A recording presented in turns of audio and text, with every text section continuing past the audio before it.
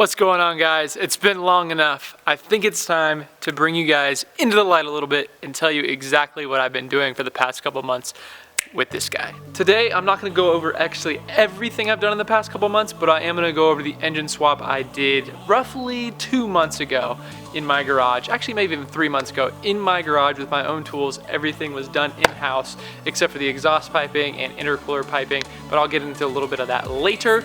And I'm gonna show you guys the new engine swap. It's been 5 years and not one of us has changed. We say we're trying, but we just stay the same. And the truth is, I think we're better off. Me, myself, and I, at least give it a try. Sometimes we're just ourselves and not with someone else. Me, myself, and I, at least give it a try.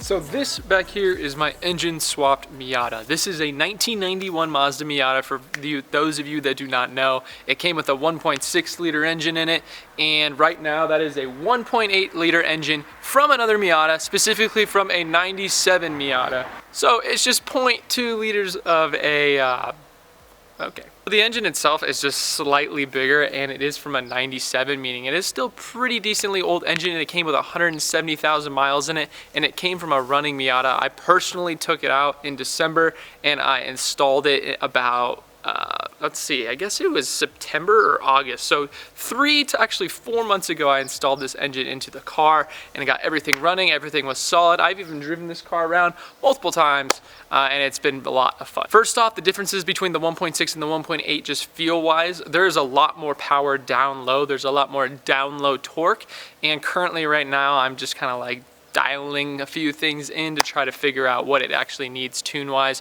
I am doing the tune myself for right now. I will get it dyno tuned to the future when I have the perfect setup, in my opinion. I don't know if I want to run this turbo, and I don't want to get the dyno on this turbo because I'll just have to get another dyno in the future. If you notice as well, my tube front end has never been painted before. It was like super freaking rusty. It was all surface rust, but when I was doing the engine swap, I decided to paint the engine bay. I was thinking I was going to paint the entire bay, but then I realized I wanted to go with black and blue, and the original engine bay color was blue. So what I did instead was I cleaned up the tube front end completely, and I shot it with black, and it turned out really freaking good. So the entire engine bay is blue and black. The valve cover is black, and you can tell the oil cap is blue, and all of the other accessory little plates that cover the timing belt, the timing covers, they're all blue. So I think it came out really freaking cool. I like it a lot. If you notice, this car is not actually aspirated. Neither was my 1.6. It was also turbocharged, but a couple things that had to change in order to do that was I had to change pretty much the entire hot side and a little bit of the intercooler piping because the intake manifolds are slightly different, and as well as the hot side intercooler piping got a little changed simply because of where the exhaust manifold put the turbo in relation to the last one. It was just a little farther back for this exhaust manifold. I am running a CX Racing turbocharger. I like this CX Racing turbocharger simply because it has a V-band clamp for the exhaust side, a 2.5-inch V-band hot side clamp, and it was really nice because the flange itself wasn't super huge, so I didn't have much room to put a downpipe in this bad boy. So it just worked out well. Downpipe and everything was made over at KL5, a guy named Kyle. He actually used my existing downpipe for the 1.6 build and just modified it a little bit, and then we actually changed the exhaust. The exhaust now comes out of the cut of the bumper instead of straight out the back. It actually comes out of the stock place of where the bumper is supposed to be. So a couple of the things I did with this new engine, or I guess newly to me engine because it is used, I replaced every single gasket, including the head gasket. I got ARP head studs. I changed every single seal. The thing leaks no oil, which I'm super stoked about. My 1.6 did leak a little bit of oil, but it actually ran fine. The 1.6 is up for sale if anyone wants it. I am in San Diego, California area. It is up for sale. It had 119,000 miles on it. If you want it with head, block, all, you can take it. message me on my Instagram at dcourt2ts. But some other things I did on the engine bay area is I did all silicone hosing for any oil line or any coolant line. I obviously painted the black piping on not only the tube front end, but also the intercooler piping is now black as well. The intercooler is exactly the same, just a little bit different modifying of the intercooler piping, like I said before. And that's pretty much it for the differences inside the engine bay. I think I'm gonna make a video all separate of exactly what you're going to have to do if you want to swap a 1.6 into or if you want to swap a 1.8 motor into a 1.6 chassis, specifically the 94 to 97 motor, because that's exactly what I did. If you want to swap any different range 1.8, it will be slightly different, but what I'm going to show you in that video is exactly what you need to do if you're planning on swapping a 1.8 from a 94 to 97 into a 1.6 chassis, because it can be done, and it honestly is fairly simple. So the turbo and the exhaust manifold are a T25 to T28 setup opposed to my T3 setup on the 1.6. A smaller turbo means it'll be able to spool faster, and that's pretty much what you want on a Miata. You want as smallest turbo possible for what your power goal is. So I went with the T28. It's obviously a little big still, but it just worked with my hot side. And if you notice the cold side, getting this filter on isn't the easiest thing in the world, so I kind of just leave it off when I'm not driving, and it doesn't fit on very well anyways. But I put it on there just around it, just so junk and crap doesn't fly in. But I will get a different filter, a more low profile filter in the future, but for right now it works. So we're gonna dive in a little bit closer right now. I'm gonna take the GoPro, show exactly what I did to make everything work, and yeah.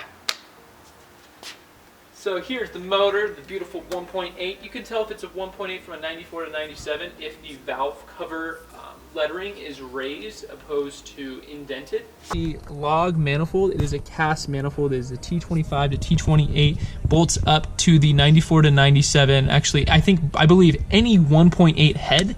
And here's the CX Racing the CX Racing Turbo. The CX Racing Turbo is accompanied by this downpipe right here. It is a 2.5 inch V band that goes all the way back to the exhaust. The exhaust is completely straight piped. My oil feed line connects to an oil filter sandwich on the block on the other side below the intake manifold. I painted the intake manifold this aluminum color. Notice how this is vented atmosphere. Don't worry about it, don't worry about it. I am still utilizing the RX8 injectors, the yellow injectors. I did have to get new motor mount brackets. The motor mount brackets came with the 94 to 97, and I got some stiffer motor mounts. They're the Mazda Speed motor mounts. They're like 40% more stiffer than stock, but they're not ridiculous. It doesn't shake the car around or anything. What's it called? I mean, obviously all this stuff's really dirty. I leave this open, so I'd go back and clean it, but honestly I'm just lazy. Everything is black. It looks really good. It's not rusty anymore.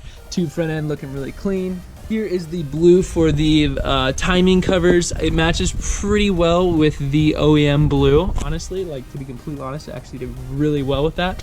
There are a couple of little things wiring wise and component wise that you have to swap from the 1.6 to the 1.8 and vice versa that you have to keep on the 1.8 that you can't swap your 1.6 stuff to. So I will go over that in a future video, but for now this is just everything I did. Here are all these super nice silicone lines. They're super sturdy. It scares me a little bit because this line is actually pretty freaking close to the downpipe, so I think I'm going to not only wrap the downpipe with header wrap, but I will also wrap this silicone line as well. It's not gonna look as good, but it will ensure that I don't have a coolant leak by burst pipe.